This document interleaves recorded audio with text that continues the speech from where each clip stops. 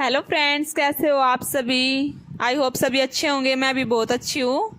तो एक और नए व्लॉग में आपका स्वागत है। आप पहले देख चुके हो कि मैं गई हुई हूँ अपने बुआ जी के घर शादी में बात में, और वहाँ पे खाना वगैरह खा के बैंक्वेट हॉल को बाय बाय करके हम अपने घर आ गए थे। कल हमने यहाँ छोड़ा था अपना व्लॉग, आज हम आगे का वीडियो दिखाएंगे आपको।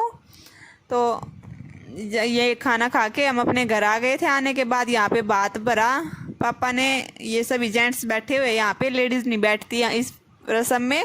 तो मैं ऊपर से वीडियो बना रही थी। उसके बाद तेल उतरवाते जो भाई का वो प्रोग्राम हुआ।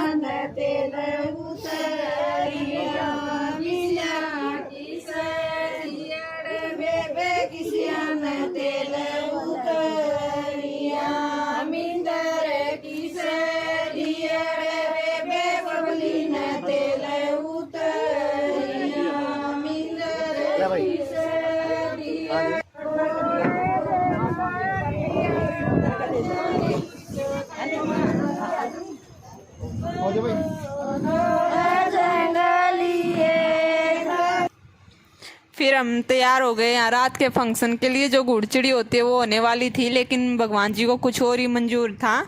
बारिश स्टार्ट हो गई है और रुकने का नाम नहीं ले रही है। काफ़ी देर हो गई वेट करते हुए, रात हो गई। तो ये जो मामा भांजे को पाटड़े से उतारता है वो वाली रस्म की कि बारिश रुक जाए। वेट किया काफ़ी देर तक।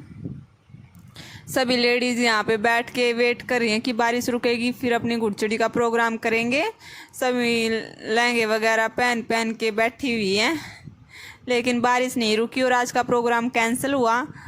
फिर हमारा खाना आया, खाना खा के और रुद्रांश को खिला के फिर हमने सोने की तैयारी की। अब जो आज प्रोग्राम होना था वो कल होगा सुबह, ऐसा सोच के फिर हम सो गए। सुबह उठे, एक नई दिन की शुरुआत हुई। सभी यहाँ अपने बातचीत में वार्तालाप करने में बिजी थे। ट्यास के पापा उठ के आए तो इनके लिए चाय बनाई, चाय पी। फिर हम रेडी हुए घुड़चड़ी के लिए।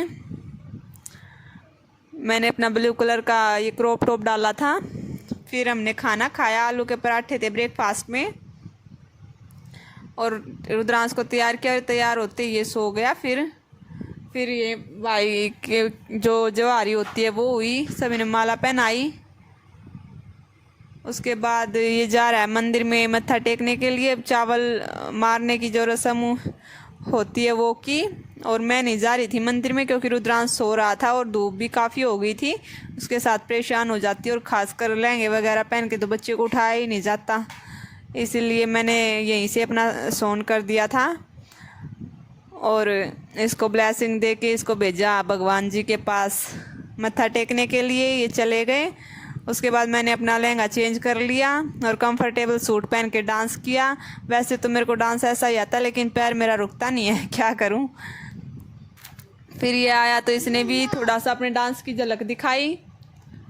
अब ये बारात चढ़ने की तैयारी हो रही है। फूफा जी कुछ बातचीत कर रहे हैं। और फिर ये अंदर आया मुंह वगैरह धो के, और फ़ोन में शीशे में मुंह देख रहा है। अपनी बीवी को दिखाना है ना इसको जाके। First impression is last impression. फिर ये ट्यास के पापा ने अपनी लगाम पकड़वाई जो होती है वो की इसको। फिर इनको नेक मिला और इसको भेजा बारात में अपनी जो। फिर ये एक रस्म हुई यहाँ पे कि जिसके लड़का होता है वो यहाँ पे एक सतिया बनाते हैं दो, और उनके ऊपर से उतरते हैं। हमारे यहाँ नहीं होती है, इनके यहाँ होती है। ये यहाँ पे एक सतिया गाय के गोबर से और एक हल्दी से बनाया। फिर ये लेप लगाया। मैं रुद्रांश को लेके आई। वैसे तो ये सो रहा था, लेकिन फिर मैं इसको लेके आ गई। इन्होंने बुलाया तो बुआ ने। फिर इसके ऊपर से अब उतरने के लिए बोला। जैसे जैसे ये बोलते गए मैंने वैसे ही कर दिया। इससे ये होता है कि ब्लेसिंग मिलती है कि इनके यहाँ भी जल्दी से लड़का हो।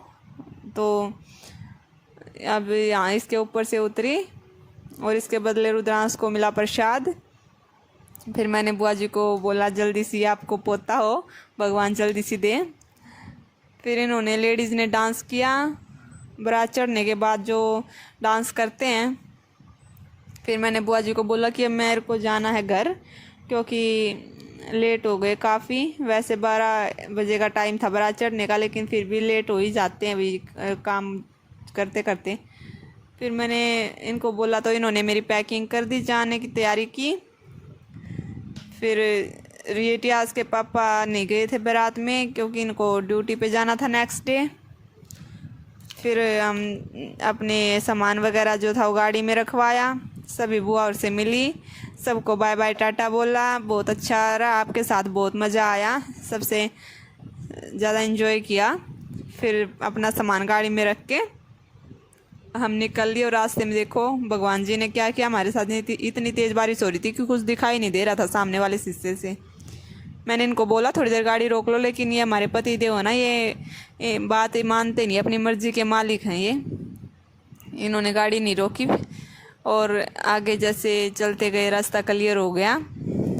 अब मुझे एक बार घर जाना था क्योंकि वहाँ से कुछ सामान लेना था और राखी को ड्रॉप करना था। राखी हमारे साथ ही आई थी, मेरी सिस्टर।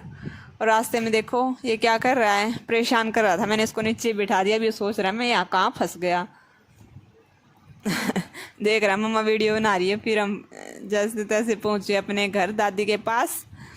मेरी दादी के पास पहुँचना मेरे लिए सबसे इमोशनल चीज़ होती है कि बस क्या करूँ, मैं बता नहीं सकती वो फीलिंग क्या होती है। फिर वहाँ पे जाके राखी ने बनाया मैंगो शेक और काफ़ी सारी चीज़ लेके आई जो अंकित ने मंगवाई, क्योंकि खाना बनाने का टाइम नहीं था हमारे पास, काफ़ी लेट हो गए थे। फिर चाचा दूध लेके आए थे तो उन्होंने दूध और लस्सी सारी चीज़ें हमारी पैक कर दी कि यहाँ तो खाने पीने का टाइम नहीं है, वहाँ जाके पी लेना। और फिर दादी ने मान तान की और फिर हम निकल लिए अपने घर के लिए।